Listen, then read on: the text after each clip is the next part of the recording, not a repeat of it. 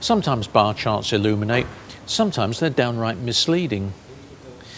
A Lib Dem Conservative government raised value-added tax and produced a bar chart claiming that it showed the tax to be progressive.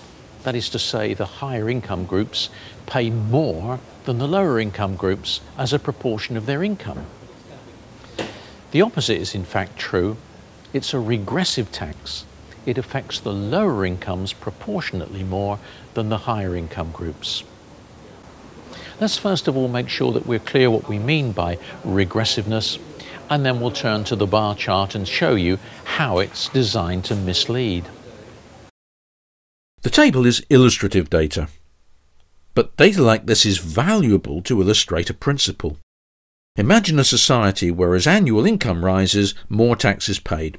You can see this illustrated in the first two columns of the table. When income doubles from 10 to 20,000, tax paid rises from £2,000 to £3,000. The higher income person pays more tax. But now look at column 3. Tax paid by the lower income person is a higher proportion of income, 20%, as against 15% for the higher earner. That's because as income rises, the extra tax paid on the additional pound, the marginal tax rate, is falling. Such a system is called a regressive tax system because as income rises, the proportion of income paid in tax falls. Alternatively expressed, as income rises, the marginal tax rate declines. A progressive tax system might look like the second table. Not only does a rise in income lead to more tax being paid, but a higher proportion of income is paid in tax. That is, the marginal tax rate is rising. Not all the price of the petrol goes to the petrol companies. Much of it is tax. Some a specific duty on petrol, some of it value-added tax.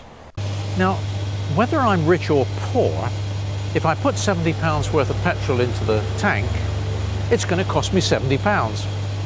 But that £70 is a larger part of a smaller income than of a larger income. So the effect of the tax is actually regressive. Now look at the bar chart, which purports to show how as income rises, more value-added tax is paid by higher income groups because they have a higher expenditure. This is the effect of a VAT rise from 17.5 to 20% on households at different income levels. Is this true that higher income groups will pay more VAT? Absolutely. The bar chart shows this very clearly. Is the tax progressive? Absolutely not.